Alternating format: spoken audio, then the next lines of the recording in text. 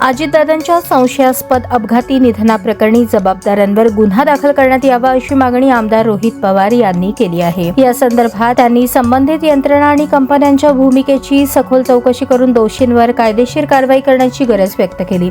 रोहित पवार यांनी म्हटले आहे की या घटनेबाबत नागरी उड्डाण महासंचालनालयाच्या अहवालात काही बाबी नमूद करण्यात आल्या असून त्यानुसार संबंधित कंपनी व यंत्रणांच्या जबाबदारीची चौकशी होणे आवश्यक आहे।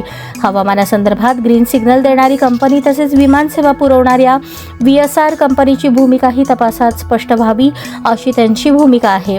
या पार्श्वभूमीवर प्रथम मुंबई येथे FIR दाखल करण्याचा प्रयत्न करण्यात आला।